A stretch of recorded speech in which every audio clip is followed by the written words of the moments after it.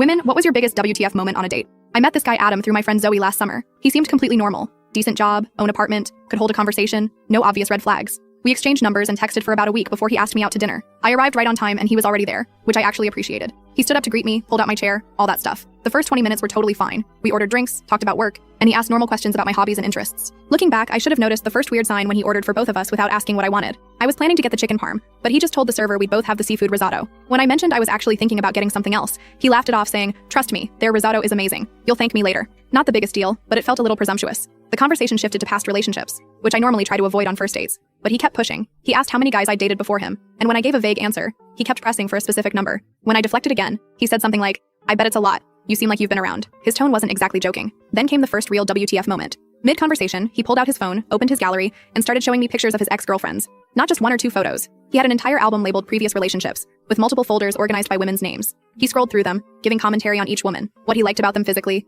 why things ended, what their issues were. One folder was labeled Riley Psycho, and he made sure to tell me all about how crazy she was for getting upset when he went through her phone while she was sleeping. I tried changing the subject, asking about his family instead. He mentioned his mom, and I thought we were finally moving to safer territory. Then he said, "You actually remind me a lot of my mom when she was younger." Before I could respond, he pulled out another album on his phone labeled Mom, and started showing me pictures of his mother from the 70s and 80s. He kept pointing out physical similarities between us, saying things like, "You have the same nose," and "Her hips were just like yours." Then he casually mentioned that he'd already told his mom all about me, and that she's excited to meet the girl I'm going to marry. This was still within the first hour of our date. I excused myself to the bathroom and texted Zoe. "This guy is giving me serious serial killer vibes. How well do you actually know him?" She responded that she'd only met him a few times through her boyfriend's work and didn't know much about him. Great. When I got back to the table, Adam had moved his chair to be right next to mine instead of across the table. He immediately put his arm around me and pulled me close, saying he couldn't bear to have the table between us anymore. The restaurant was pretty full, and people were definitely noticing how uncomfortable I looked. Then he pulled out his phone again and showed me a list titled Future Children Names. He had 10 boy names and 10 girl names already picked out, complete with middle names that he said were family names. He asked which ones I liked best because